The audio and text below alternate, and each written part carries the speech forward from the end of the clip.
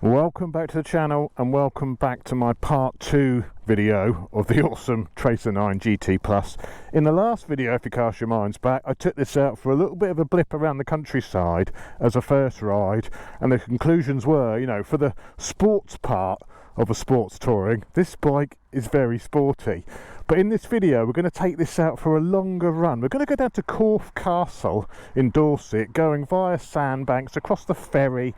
So it's probably 150 miles there, probably a 300-mile round trip maybe. I've filled up with fuel, I've reset my trip meter so we can see exactly how much fuel we use on this trip, and basically use this bike really for what it's intended for, long distance cruising with a bit of fun factor. I've added my little additional bit of wind protection to the top of the screen, because this screen isn't brilliant when you're up to higher speed, so I've added my little add-on. That was 15 quid on eBay, bought it a few years ago. That is brilliant if you want a little bit more helmet protection. I'm 6'2". But in this video we're just going to take this bike out for a bit of a run, see what it's like, and report back to see if this is a potential purchase for one of you guys in the future. So if that sounds of interest, settle down, get a cup of tea. It is a little bit nippy today, and it's 2 o'clock and the sun, it may be dark by the time I get to Corfe Castle, but at least I'll be able to see what the lights are like and if it's got illuminated switchgear and all that stuff. But anyway, settle down, grab yourself a drink, and Chopsy, roll the intro.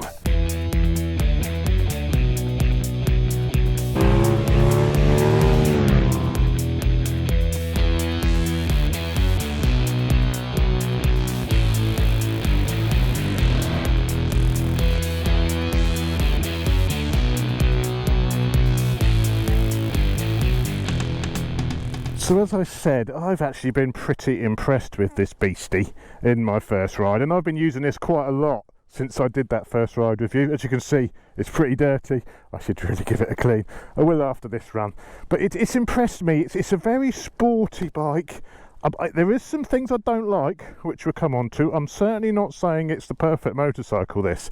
And at £15,100, it's getting quite pricey, and it's getting into sort of the price of the BMW XR, or it's more expensive than the GX Suzuki. So it's really getting up there with those litre bikes. And is it worth that much money? I know it's got loads of tech on it, so you're paying for the tech, the adaptive cruise control, all of that stuff. But is it a £15,000 motorcycle? Does it feel like a £15,000 motorcycle to ride? That's what I'm going to let you know. Let's jump on. So I've configured my sat-nav. First little moan about this, but get straight in there with the negative, is you've got that lovely big screen on this bike, and it's got all of the navigation stuff, so you can have on-screen navigation, but you need a Garmin, or you need the Garmin subscription to be able to use the navigation. There's no Android Auto, there's no Apple CarPlay, you know, so unless you want to subscribe to the Garmin app, I don't know how much that costs you a month, you can't use it, so you can't use any of that on-screen navigation. So you need an external phone, which is what I've done here with my Ultimate add-ons mount. Some money off these, straight in there with the sponsors. Some money off Ultimate add-ons below, but you have to have it, you know, externally. I prefer that anyway, really, because it's not taking up screen space and it's pretty convenient. So yeah, good old Google Maps are leading the way here.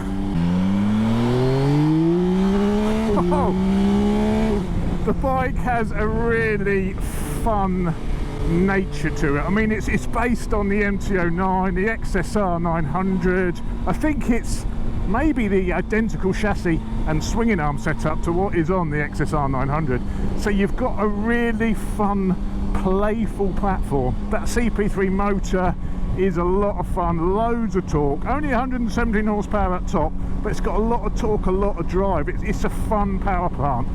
Slight criticisms I've noticed during my time with this is it's quite a raw feeling motor. There's a few vibes through the bike, through the seat, through the bars. You know, it's not a silky smooth power plant. It's quite a raw engine. So that is one slight criticism, you know, when you're talking of pricing a bike at £15,000, you know, it's quite a raw experience, that engine. It's a lot of fun, and don't get me wrong, it's an awful lot of character as well, but what I want to see is on this trip, is that rawness, those vibes, are they going to become irritating? when you're sort of sat at higher speeds for longer. So I'm doing just under 70 miles an hour. My little add-on screen is really reducing any sort of helmet wind now, so that the wind is sort of here in front of my helmet. There's nothing really directly on my helmet, it's sort of in front a bit more. So that's doing a really good job of giving me a little extra bit of protection. As I say, I'm 6'2", 20 stone, so I'm quite tall, and that is also in the highest position. No, it's not, it's in the lower position. Oh, with it in the higher position, that's a proper bubble of calm. So with that screen and the little add-on, it transforms the way this Tracer screen works. I mean, it's fine if you're just nipping out with the standard screen, but if you know you're going to be on the bike for a couple of 100 miles and you know you're going to be doing some higher speed stuff, I really recommend something like that. I think you can get ones for about 40 quid, but that was just a generic eBay jobby, and I think it's about 15 quid. Something else I've noticed, which I'm getting used to it, but it's a little bit irritating. There's quite a lot of like snatch to the clutch. When you let it out, wasn't too bad that time, but when you let it out, sometimes you can feel it sort of catching like that a little bit. And I've rode another bike like that. The M1000RR was a bit like that. As you release the clutch, you could feel a little bit like the clutch almost rotating and pulsing a little bit as you let the clutch out. It's no biggie, you get used to it, but if you want to pull away quickly, you've got to sort of get used to that clutch feel a little bit. So there's a little bit of a funny pulsing sensation through the clutch, but other than that, smooth, light. Well, not smooth, it's a bit pulsy, but it's light at least. The Tracer 9 is definitely set up as a sporty bike. I know this has got electronic suspension. You've got two levels of, you've got an A1 and an A2 electronic suspension. Unfortunately, I was expecting to be able to go into those settings and customise them, you know, but they're fixed. You can't customise, it's just A1 or A2, sort of comfortable or sporty, I guess. And even the comfortable A1 or A2 setting is quite sporty still. There's no option which will give you the absolutely sort of waft along ride. So it's a little bit disappointing you can't go in and then customise and tune those two settings further. But I would have perhaps liked one of the settings to go a little bit more comfortable, or give me the option to go into the settings to find that comfortable, to make it comfortable. There's plenty of overtaking power. I know it's only 117 horsepower, but there's loads of power. You don't ride this bike and come away thinking, yeah, it'd be great if it was a bit quicker. I know a lot of people say, oh, it needs the MT10 engine, and I do agree we need a Tracer 10 for sure, but not because you really need more power. I just think that will bring a little bit more refinement, because I do think this engine feels a little bit raw. The MT10 engine feels smoother for sure. Come on, are we clear? Let's go for it. There's loads of overtaking power there, absolutely loads of it, and it's one of those bikes that eggs you on. It eggs you on to go faster, it eggs you on to push it. And then already this was going to be a nice, relaxing, comfortable tour down to Corfe Castle.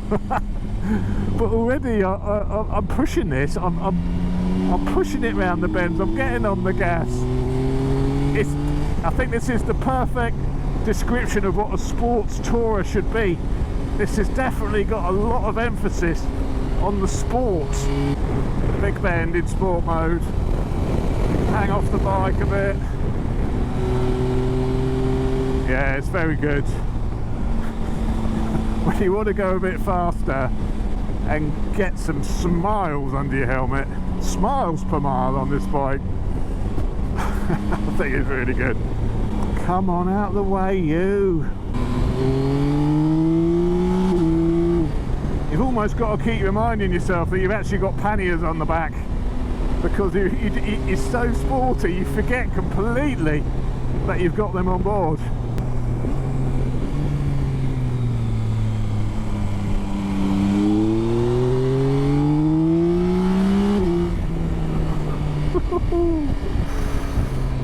Oh, it's quite a lively chassis. I think it's got, you know, quite a short wheelbase, the XSR, and you can sort of feel that, you know, it's bordering on flighty almost. whereas the GX is a very long, stable machine, like Suzuki's always are. They always go for stability. This is definitely a little bit twitchy, a little bit twitchy. It's quite a short wheelbase, but that does make it fun.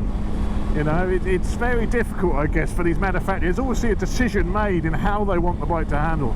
And I think because this is based on fun bikes like the XSR and the MT-09, you know, that's coming across onto this touring machine, and which means it changes direction lovely, but it's bordering on a little bit twitchy.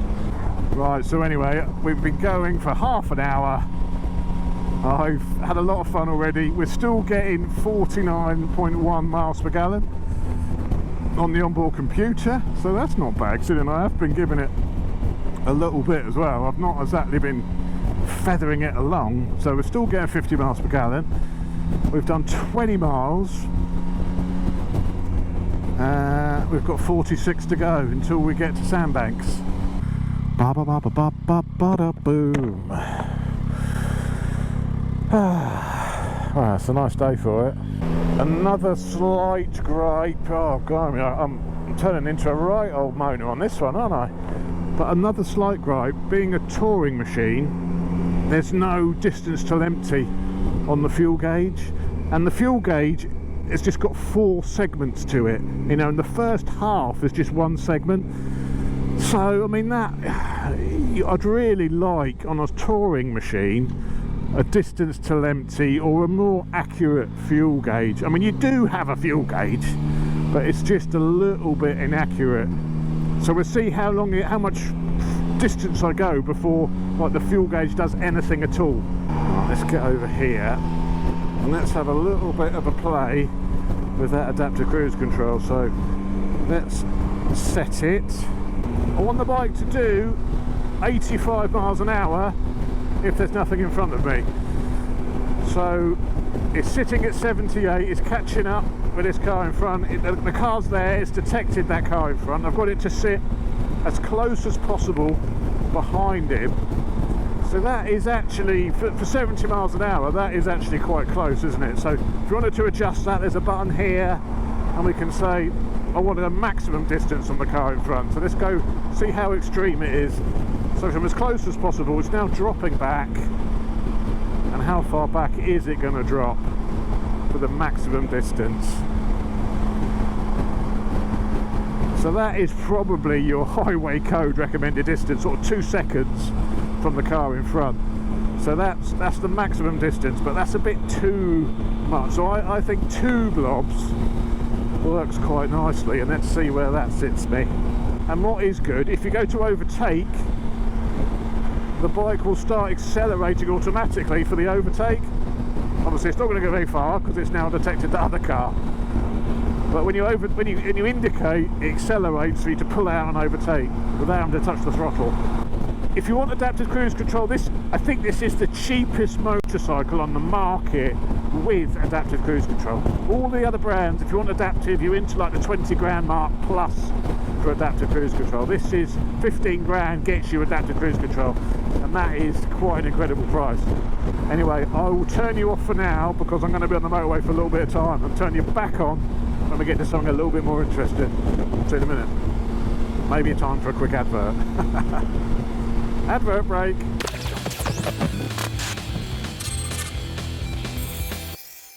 So we're 50 miles in, 53 miles into the trip, just done a good 15 miles of boring motorway work. And what I've realised is the ergonomics on this bike, especially your sort of leg position, is really quite spacious, and it's definitely a bit more of an adventure bike sort of feel and size and leg position than like the Suzuki GX. On the GX, you can't stand up. I can actually stand up on this like an adventure bike, you know, to take a little bit of weight off my arse for a little while.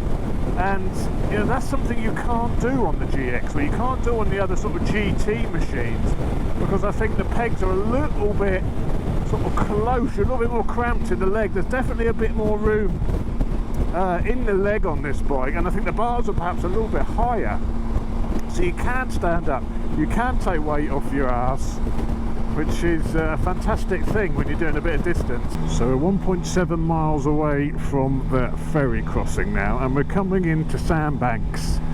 And I believe Sandbanks is one of the most expensive real estate places in the whole of the UK. I think it could possibly be the world as well. Something wants to make me say the world, but it's certainly one of the most expensive houses here in the UK, possibly the world.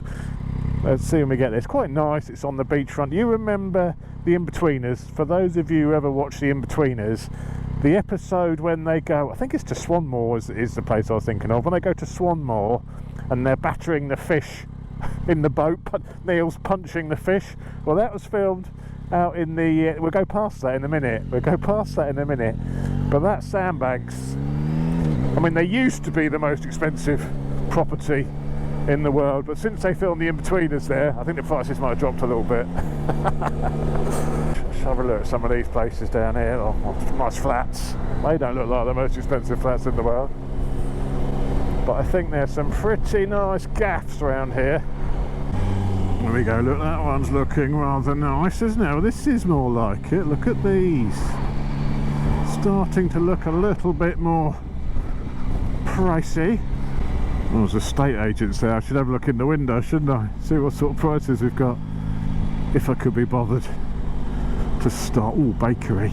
I mind a nice coffee, actually. I'm getting a little bit chilly now. I wouldn't mind a coffee if we can find somewhere in a minute before we get on the ferry. I think it's this section out on the sandbank here where it's really expensive, or probably this whole seafront section here is where it's very expensive. And that's the water. Neil and the boys are out on the boat beating fish. That's not a euphemism. I don't know why it's so expensive here. Are they bird watchers or in-betweeners on an in-betweeners guided tour? Coffee, never mind all this, we need a coffee. I wonder if there's a coffee place actually at the crossing. I hope so, because I don't need to stop. I'm perfectly comfortable. Well, how long have we been going for here now? Hour and a half in the saddle. My arse is in perfect comfort. Right, coffee shop. Rick Stein, that's a fish and chip place. Is it a fish and chip place? Rick Stein, sir. Do like a bit of Ricky. Like his fish and chips anyway. Man, Bruce should have went there on our best fish and chips, shouldn't we? If we were down that, maybe we need to do a South Coast fish and chips, but fish and chips in the South are rubbish. You cannot find a decent fish and chip place, apart from Rick Stein's, in the south of England. They don't exist. I think you've got to go sort of Nottingham way up north until you get a decent chippy, until you get beef dripping. They don't do beef dripping in the south. You northerners and your chips and your beef dripping and your gravy and your scraps, they don't do that down south. They don't even do scraps down south. What the hell? They've started to catch on with the gravy now, but nothing's done in beef dripping. I'm blaming those vegans. They're stopping all the beef dripping, and vegetarians for that matter. But yeah, there's no decent chips in the south. It's absolutely rubbish. You've got to go Nottingham and upwards for the best fish and chips. That's why we never did the best fish and chips in the south, because it would be a poor comparison to the northern chips. Anyway, we're on the ferry and it's here already. Don't even have to wait for it. Lovely, thank you. Do you do any coffee? I really need a coffee.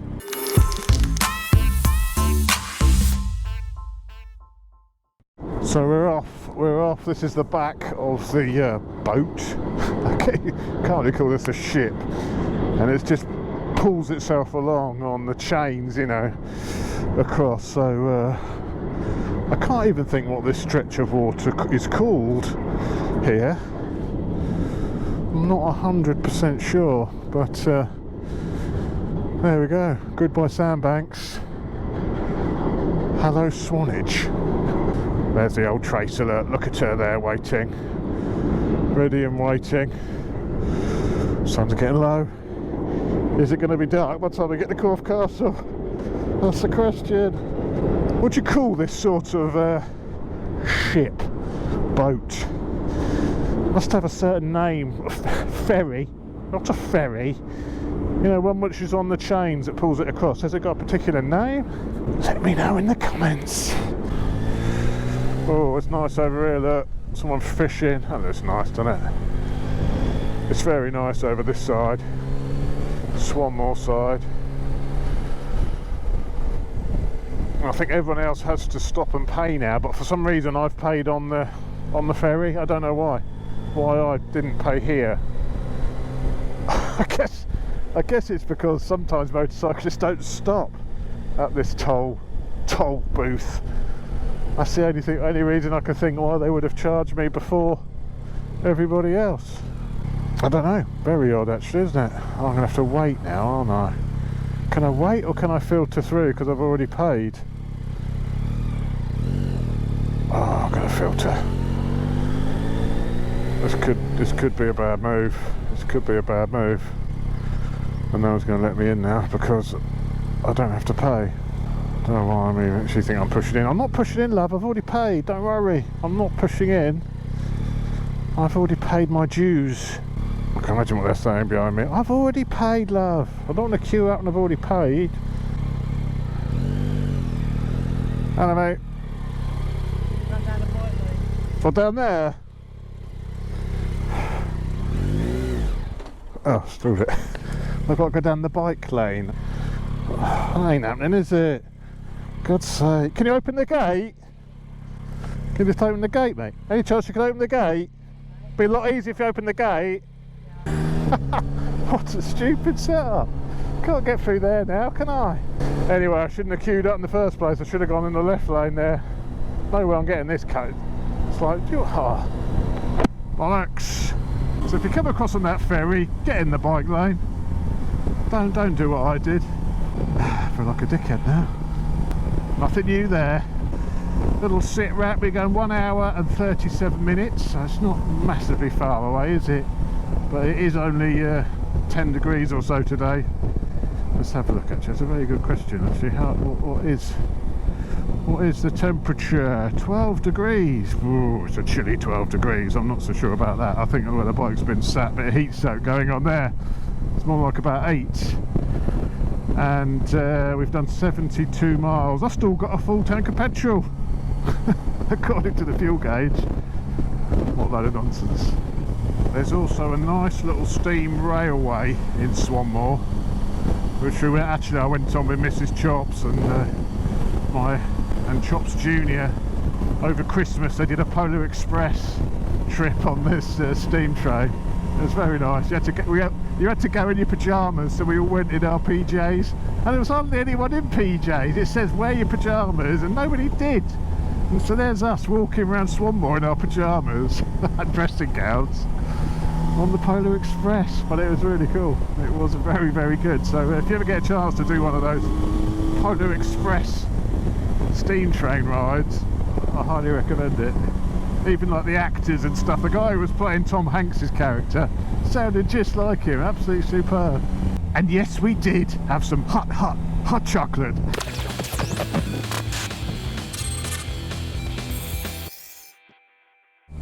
Oh, sun is bright. Corfe Castle. Well, there it is right in front of us. That is Corfe Castle, or what is left of it. I think there's a car park somewhere here. It was demolished. I can't think. I'll do a little bit of research in a minute. But that is it. On top of that a natural mound that is, and they built that castle up there. And it was such an effective sort of stronghold that it ended up destroying it, because whoever had it, they couldn't get them out of it. This is back in sort of the Roundhead sort of days. I'll give you some facts and figures in a minute. I'll pull over. I've got something on my phone. There you go, Corfe Castle. What's left of it. I think you can get up there and walk around the ruins, but it looks a little bit steep, doesn't it? What do you have to do to get coffee around here? So we made it. The castle is over there. I've just spent 20 minutes trying to get the parking sorted out. There's a parking meter there. I've had to download the app. all the other shit you've got to do, and then in the end you have to pay £2 just to set up the account, and I can't be bothered to go through that parking. So, and it's getting dark, it's about 4 o'clock, so that sun is really low, and I want to go home. So there is Corfe Castle. So for those wanting to see Corfe Castle, I'll zoom in a little bit. Yeah, I could walk all the way up there, but I'd say it's about 100 foot in the air. I've got to take all my crash helmet and kit with me. I can't be bothered, sorry. So what I'll do, I will put a bit of information on the screen about it. I'll take some stock footage off. Alan Wicker, I am not. I think even Carl Pilkington probably could have given you more information about Corfe Castle and at least left the car park area. But it's getting really rather nippy now. I'm going to my Nox Zero gloves for some proper cold protection on the way home, because yeah, it's getting nippy. It's getting nippy, and I want to get home, get warm, put my feet up. So I've done a piss poor job of telling you about Corfe Castle, but hopefully I've given you a better insight into the Tracer 9 GT Plus. It's a great sports touring machine. I think it's the essence of what a sports tourer should be. You know, it's a really good sporty side to this sports tourer, where the other sports tourers are maybe not quite so sporty, they're more on the touring. This is one definitely on the sports side of it. From a comfort point of view, exceptionally good. I love the fact you can stand up on it to rest your bum, you know, and the bars are high enough, the pegs are low enough to be able to do that, like an adventure bike. You need to do that. That's the whole point of these crossover machines. So I like that. It is a little bit raw. You know, it's based on the XSR and the MC09. You know, those bikes aren't known for their refinement, are they? And it is a little bit unrefined, a little bit vibey, a little bit clunky on the gear change and the quick shifter. You know, it's a small, short bike, so it's very agile, a little bit flighty. So, you know, it's brilliant as a sports machine, a fun machine. On the motorway as well, you know, at sort of 70, 80, got a few little vibrations. You know, it's quite a raw motor, but overall it is very, very good. Now what I will be doing with Greg is doing a comparison with this and the new GX. When I can get my hands on the new GX in the UK, we're going to do a comparison between the two, because I think these two bikes are sort of really close competitors and sort of very similarly priced as well, when you take into account that the GX doesn't have any luggage. So I think that's about 15.5 with luggage, so it's probably slightly more expensive than this by the time you've added the luggage, which comes standard on this. So yeah, it's going to be interesting between those two. So if you're interested in the GX, or indeed want to know more about the Tracer, then that's the one for you. But to watch that, of course, you've got to subscribe or you'll miss it. So please subscribe. I hope you've enjoyed this little trip, and I will speak to you soon. Cheers, guys.